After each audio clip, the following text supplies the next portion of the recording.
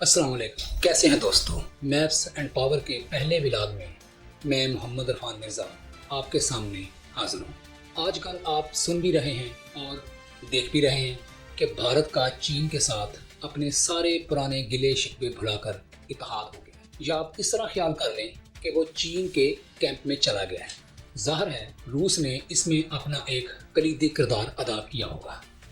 یقیناً دنیا اب یہ سوچ رہی ہے اور ان سوالوں کے جواب بھی چاہ رہی ہے کہ کیا یہ اتحاد فطری ہے یا غیر فطری؟ یہ اتحاد کتنی دیر تک قائم رہ سکتا ہے؟ چین اور بھارت کو اس کا کیا فائدہ ہونے والا ہے؟ کیا امریکہ کو اس کا کوئی نقصان ہوگا یا نہیں؟ اور اب پاکستان کی چین کے معاملے میں حیثیت کیا ہوگی؟ ہم ان سارے سوالوں کا جواب تلاش کرنے کی کوشش کریں گے، لیکن دنیا کے بڑے صحافیوں، نیوز جرنلز، گلوبل اور پولیٹیکل آرٹیکلز کی روشنی میں چین اور بھارت کے تعلقات کا اگر ہم تاریخی جائزہ لیں، سب سے پہلے ہم اس کا جائزہ لیں گے کہ چین اور بھارت کے ماضی میں تعلقات کیسے رہے ہیں۔ بھارت کی آزادی برطانیہ سے 1947 میں ہوئی، اور جو موجودہ چین ہے یعنی عوامی جمہوریہ چین، اس کی شکل 1949 میں سامنے آئی، اور جو اس سے پہلے کی حکومت تھی ریپبلک آف چائنا، وہ تائیوان تک محدود ہو کر رہ گئی، اور اب جو موجودہ چین تائیوان کو اپنا ایک صوبہ اور حصہ مانتا ہے۔ تو پیارے دوستو، اگر ہم ایک مختصر سا جائزہ لیں، یعنی 1947 سے لے کر آج تک، تو ہمیں پتہ چلتا ہے کہ چین اور بھارت کے تعلقات اتنے خوشگوار نہیں رہے، بلکہ پیچیدہ نوعیت کے رہے ہیں۔ ان تعلقات کی شروعات 1950 کی دہائی میں بھارت کے اس وقت کے سربراہ پنڈت جواہر لال نہرو اور چین کے سربراہ چون لائی نے کی۔ اس وقت دونوں ممالک کے تعلقات کی ابتدا بڑے اچھے جذبات اور اچھے ارادوں سے ہوئی، اور اس وقت باہمی تعاون کے 5 اصول بھی بنائے گئے، جس کو 5 شیل کہا جاتا تھا، جن کی بنیاد پر یہ دونوں ممالک ایک دوسرے سے تعاون جاری رکھیں گے۔ لیکن بدقسمتی سے یہ اچھے تعلقات قائم نہ رہ سکے، یا یہ سمجھ لیں کہ ان کی عمر بہت تھوڑی تھی۔ اس کی بنیادی 2 وجوہات تھیں۔ نمبر 1، چین کا تبت کو اپنے کنٹرول میں لینا، اور دلائی لاما کا بھارت میں پناہ لینا۔ سرحدی تنازعات میں یہ تھا کہ چین نے مغربی علاقہ اکسائی چین اپنے کنٹرول میں لے لیا، یا بھارت کی زبان میں کہیں کہ اس پر قبضہ کر لیا، جو کہ بھارت اس کو کشمیر کا حصہ سمجھتا تھا۔ اور اس کے بعد چین کا یہ ماننا کہ جو ایک اسٹیٹ ہے انڈیا کی، اروناچل پردیش کا علاقہ اس کا ہے، یعنی یہ بھی چین کا ہے۔ بھارت اس پر شدید غصے میں آ گیا، اور اس نے یہ احتجاج کیا کہ یہ دونوں علاقے ہمارے ہیں، چین نے اس پر قبضہ کیا ہے، جبکہ چین کا یہ موقف تھا کہ یہ علاقے صدیوں سے چین کے ہی ہیں، بھارت کا اس پر حق ناجائز ہے۔ اور دوسری وجہ 1959 میں اس وقت پیدا ہوئی جب چین نے تبت کا کنٹرول حاصل کیا، اور وہاں کا روحانی پیشوا دلائی لاما بھارت بھاگ گیا اور وہاں پناہ لے لی۔ چین نے بھارت سے دلائی لاما کو واپس کرنے کا مطالبہ کیا، لیکن بھارت اس پر ٹال مٹول کرتا رہا۔ تو ظاہر ہے چین اس پر غصے میں آ گیا، اور اس طرح بھارت اور چین کے جو اچھے تعلقات تھے ان کا خاتمہ ہو گیا، اور ان تعلقات کے خاتمے پر 1962 میں چین اور بھارت کی جنگ نے مہر لگا دی، اور بھارت کو اس میں ایک شرمناک شکست ہوئی۔ دلچسپ بات یہ ہے کہ بھارت اپنی اکثر ہندی فلموں میں بھی گاہے بگاہے اس شکست کا اعتراف بھی کرتا ہے۔ 1962 کی چین اور بھارت کی جنگ نے ان کے تعلقات پر بہت برے اثرات ڈالے۔ اس کا نتیجہ یہ نکلا کہ دونوں کے تعلقات سرد مہری کا شکار ہو گئے۔ جو 5 اصول تھے امن کے، وہ بھی ختم ہو گئے۔ جو ڈپلومیٹک ریلیشن تھے وہ بڑے لو لیول پہ آ گئے۔ دونوں میں جو باہمی تجارت تھی وہ بہت کم ہو گئی، اور یہ سلسلہ تقریباً اگلی 2.5 دہائیوں تک چلتا رہا۔ بھارت نے اس دوران روس سے اپنے تعلقات بہت اچھے بنا لیے، اور چین نے اس دوران روس پر اپنا انحصار بہت حد تک کم کر لیا، اور اس دوران جو دونوں ممالک کے سرحدی تنازعات ہیں وہ اسی طرح قائم رہے۔ دونوں ملکوں نے اپنی فوج کی ایک اچھی خاصی تعداد دونوں سرحدوں کے اوپر بٹھا دی۔ اس کے بعد راجیو گاندھی کے دور حکومت میں تعلقات کو بحال کرنے کی ایک کوشش دوبارہ کی گئی۔ تو پھر 1988 میں راجیو گاندھی نے اچانک چین کا دورہ کیا، تو پھر اس دورے میں بھارت اور چین نے ایک باہمی سمجھوتا کیا۔ سمجھوتا یہ تھا کہ فی الحال ہم اپنے سرحدی تنازعات کو ایک طرف رکھتے ہیں، اور ہم اپنے معاشی فائدوں کے بارے میں سوچتے ہیں، اور سرحدی تنازعات کو کسی مناسب وقت پر ہم حل کر لیں گے۔ اگر ہم بھارت کے نقطہ نظر سے سوچیں تو یہ پالیسی بالکل غلط تھی، کیونکہ اس سمجھوتے کا سب سے زیادہ فائدہ چین کو ہوا، بھارت کو اس کا نقصان پہنچتا رہا۔ مثلا یہ کہ دونوں میں جو تجارت کا توازن تھا وہ خراب ہو گیا۔ آپ صرف اسی ایک چیز سے اندازہ لگا لیں کہ سن 2000 کے آخر تک بھارت $775 کی امپورٹ کرتا تھا چین سے اور $88 ارب کی ایکسپورٹ کرتا تھا چین کو. تو یقیناً اس میں سراسر فائدہ چین کو ہی ہوا اور آج کی تاریخ تک یہ تجارتی توازن اور زیادہ بگڑ چکا ہے. بے شک چین اور بھارت کے درمیان ہم آج تجارت کی بڑھوتری دیکھ رہے ہیں، لیکن علاقائی بالادستی کے سامنے یہ چیزیں کچھ بھی نہیں ہوتی. اس کی ایک واضح مثال 2017 میں ڈوکلام اور 2020 میں گالوان وادی میں جو کچھ ہوا وہ آپ کے سامنے ہے. دونوں طرف کی فوجیں ایک دوسرے کے سامنے آ گئیں اور دہائیوں کے بعد دونوں اطراف سے جو فوجی ہیں وہ ہلاک ہوئے اور اس میں بھی زیادہ نقصان بھارت کا ہی ہوا. ان جھڑپوں یا واقعات کی وجہ سے دونوں ملکوں کے دو طرفہ تعلقات مزید وسیع ہو گئے اور اس کے ساتھ ساتھ چین کے تعلقات پاکستان سے بہترین ہوتے گئے. چین نے بیلٹ اینڈ روڈ منصوبے کے تحت پاکستان اور سری لنکا میں بہت زیادہ انویسٹمنٹ کی، تو اس پر بھارت نے یہ تاثر لیا کہ چین اس کو گھیر رہا ہے، تو پھر اس لیے بھارت نے امریکہ کے ساتھ اپنے تعلقات بڑھانا شروع کر دیے. ظاہر ہے اس بات سے جو بھارت کا پرانا اتحادی روس ہے وہ خوش نہیں تھا. بھارت نے امریکہ، جاپان اور آسٹریلیا کے ساتھ مل کر ایک نیا اتحاد بنایا جسے کوڈ کہتے ہیں. ان سارے عوامل کی وجہ سے بھارت چین سے دور ہوتا گیا اور یقیناً اس کا فائدہ پاکستان کو پہنچتا رہا. لیکن کہتے ہیں نا کہ آج کے دوست کل کے دشمن اور آج کے دشمن کل کے دوست، لیکن ظاہر ہے ایسا خوشی میں نہیں ہوتا بلکہ مجبوری اور مفاد میں ہی ہوتا ہے. ہوتا کچھ یوں ہے کہ مئی 2025 کو بھارت پہلگام دہشت گردی کا بہانہ بنا کر پاکستان پر حملہ کر دیتا ہے. پاکستان بھارت کی یہ نقل و حرکت پہلے سے ہی دیکھ رہا ہوتا ہے یا پاکستان کو پہلے سے ہی معلومات ہوتی ہیں. بھارت یہ تاثر دیتا ہے کہ ہم نے پاکستان میں دہشت گردی کے ٹھکانوں پر حملہ کیا ہے، لیکن پاکستان کہتا ہے کہ بھارت نے ہماری خود مختاری پر حملہ کیا ہے اور 1 یا 2 دن کے انتظار کے بعد پاکستان اس کا بھرپور جواب دیتا ہے اور پاکستان کے مطابق انڈیا کے 6 طیارے تباہ کر دیے جاتے ہیں جو کہ دنیا کے بہترین طیارے ہیں اور فرانس کے بنے ہوئے ہیں. اس کے علاوہ پاکستان بھارت کی گراؤنڈ انسٹالیشن کا بھی کافی حد تک نقصان کرتا ہے.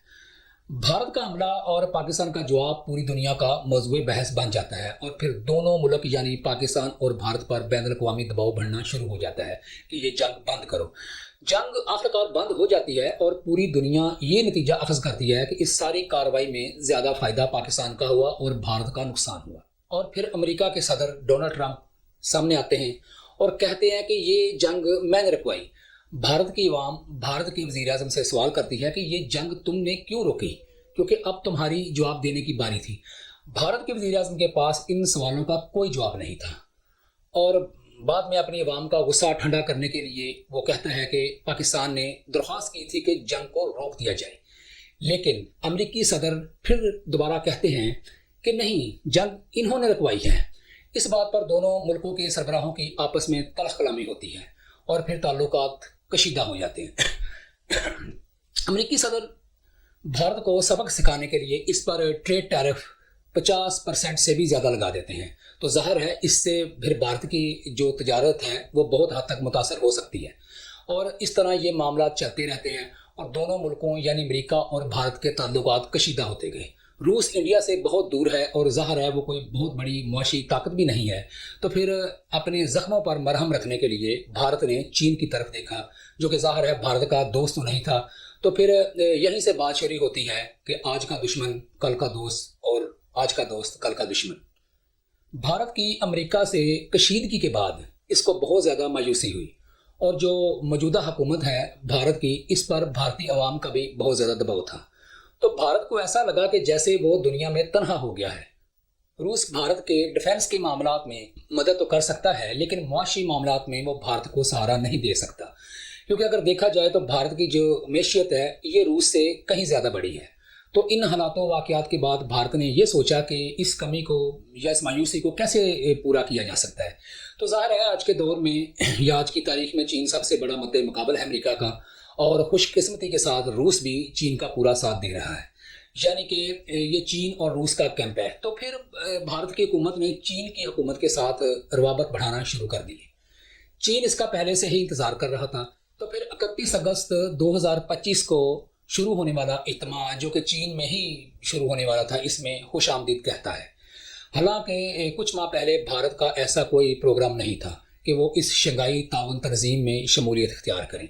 حالانکہ وہ اس کا ممبر بھی بن چکا تھا، کیونکہ بھارت کی اس کو ضرورت تھی اور چین کو بھی اپنی علاقائی بالادستی قائم کرنے کے لیے اس کی ضرورت تھی، تو اس لیے بھارت کو خوش آمدید کہا گیا۔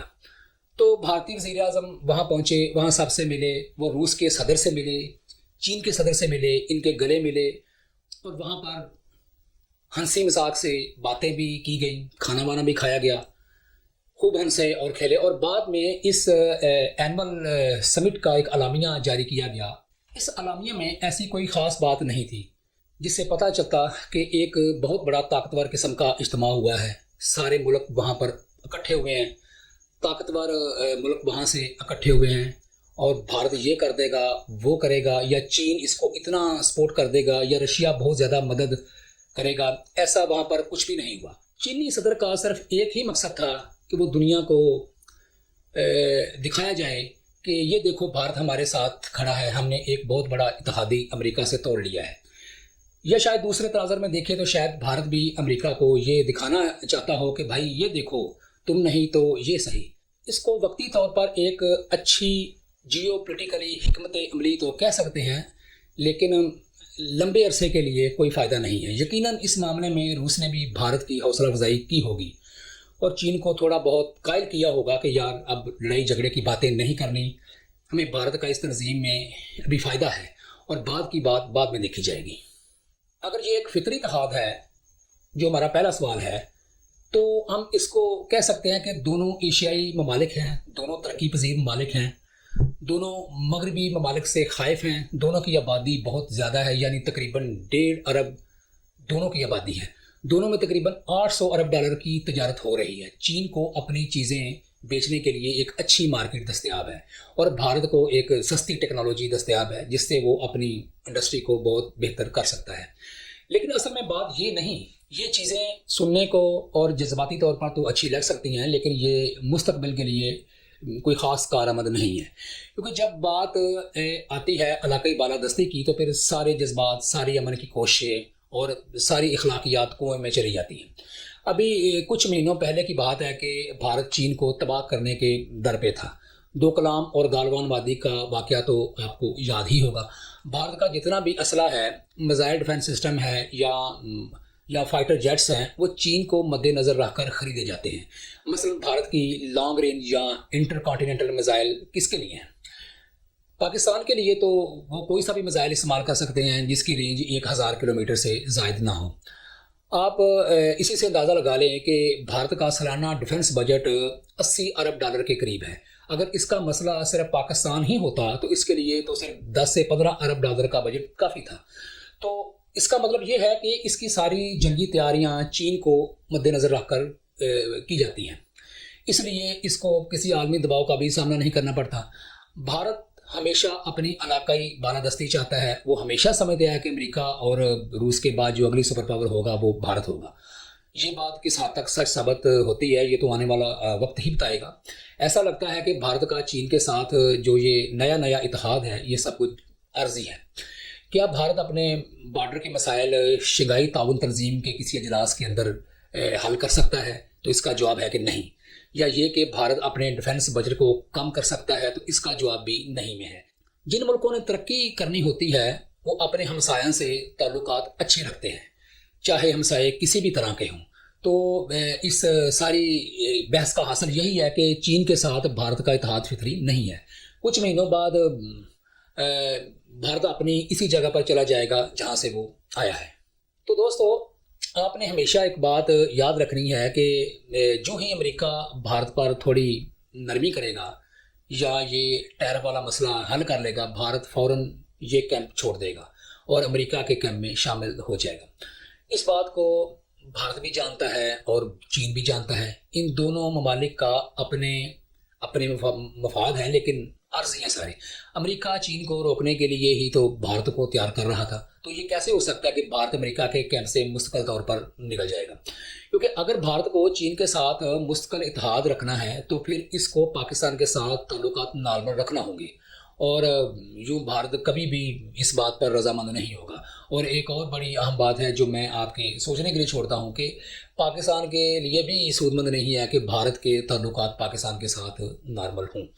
یہ بات چاہے آپ کو اچھی لگے یا بری لگے، لیکن یہ ایک ریئلٹی ہے۔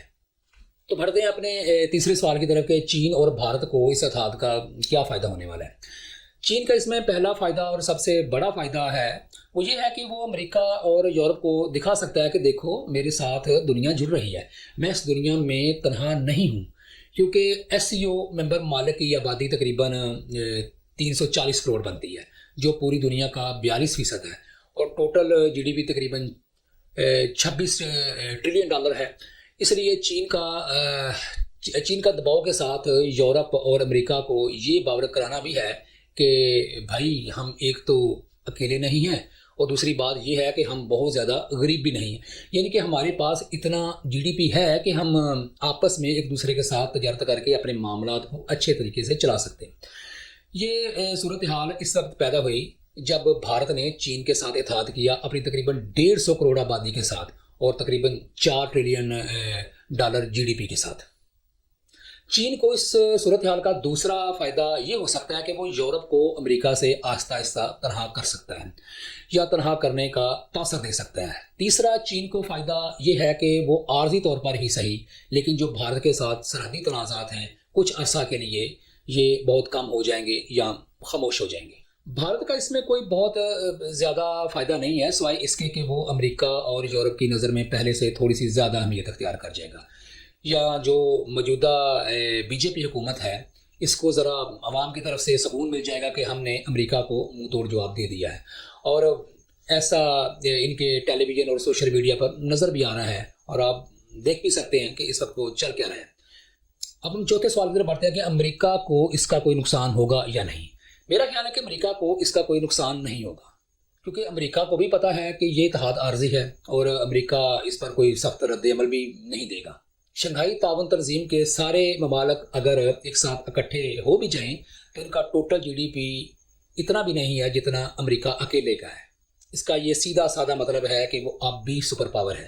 امریکہ کی جو ٹوٹل ایکسپورٹ ہے انڈیا کو وہ تقریباً 44 ارب ڈالر کی ہے، اور امپورٹ تقریباً 88 ارب ڈالر ہے۔ تو اگر یہ تجارت رکتی بھی ہے تو اس کا زیادہ فائدہ امریکہ کو ہی ہونا ہے، اور ظاہر ہے کہ اس کا نقصان بھارت کو ضرور ہوگا، کیونکہ اس کی 88 میں سے تقریباً 44 ارب ڈالر کم ہو جائیں گے، اور بھارت کا یہ نقصان چین کبھی بھی پورا نہیں کر سکتا۔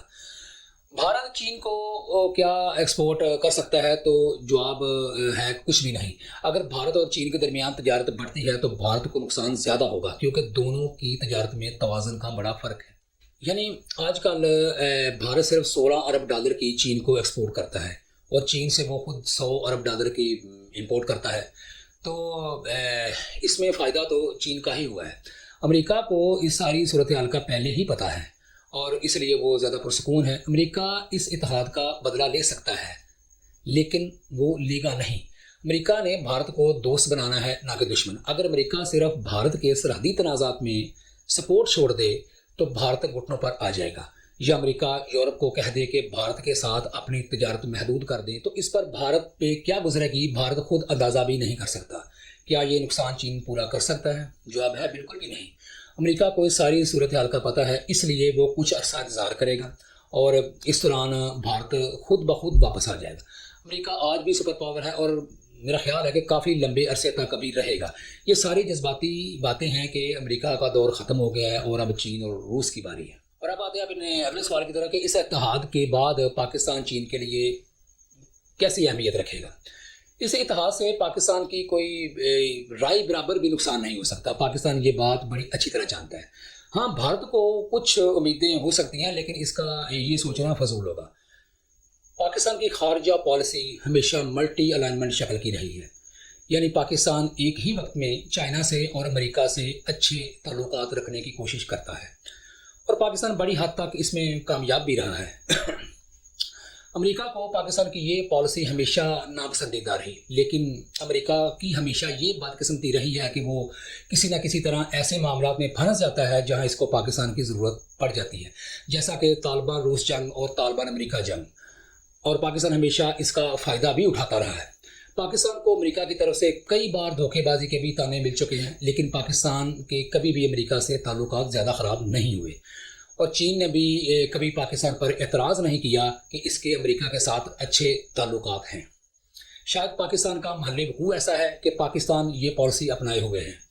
یہ کیسے ممکن ہو سکتا ہے کہ پاکستان چین کے ہتھیار اور ان کا میزائل ڈیفنس سسٹم استعمال کرتا ہے اور شاباشی امریکہ سے ملتی ہے، اور چین ویسے بھی ایک با اعتماد ہمسایہ کھونا نہیں چاہتا۔ آپ صرف اسی بات سے اندازہ لگا لیں کہ اگر ایسا ہو جائے کہ پاکستان کی بجائے چین کو ایسا مسایہ مل جائے جو 100% امریکہ کے ساتھ ہو یا اس کے کیم میں ہو، تو پھر چین کی حالت کیا ہوگی؟ اس لیے پاکستان یہ جانتا ہے کہ دونوں میں سے کسی ایک کے ساتھ بھی دشمنی کے نتائج کتنے خطرناک ہو سکتے ہیں۔ لیکن ہاں، پاکستان کو بھارت چین اتحاد کا کچھ عرصہ کے لیے فائدہ ضرور ہو سکتا ہے۔ چین بھارت کو کہہ سکتا ہے کہ فی الحال پاکستان کے خلاف کسی قسم کا کوئی ایسا جارحیت والا اقدام نہیں کرنا، اور اس دوران پاکستان اپنا سارا دھیان مغربی سرحد پر مرکوز کر سکتا ہے۔ تو آخر میں اگر ہم اس ساری بحث کا مطلب نکالیں تو یہ پتہ چلتا ہے کہ پاکستان کی پوزیشن چینج نہیں ہوگی، پاکستان کو اس اتحاد کا کوئی بھی نقصان نہیں ہے۔ تو پیارے دوستوں، آخر میں ہم یہ نتیجہ اخذ کرتے ہیں کہ چین اور بھارت کے اتحاد کی کوئی اتنی زیادہ اہمیت نہیں ہے، کیونکہ یہ ایک لمبے عرصے کے لیے نہیں ہوگا۔ پاکستان کو اس کا کوئی نقصان نہیں ہے۔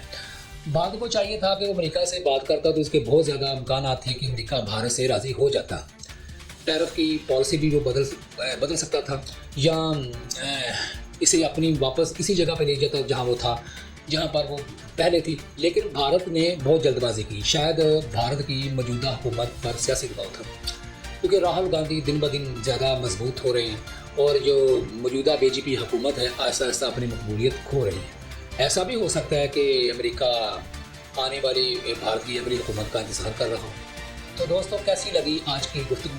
کمنٹ سیکشن میں اپنی رائے کا اظہار ضرور کیجیے گا، اور آنے والی نئی ویڈیوز کے لیے سبسکرائب ضرور کیجیے گا۔ تو ملیں گے ایک نئی ویڈیو کے ساتھ۔ شکریہ، اللہ حافظ۔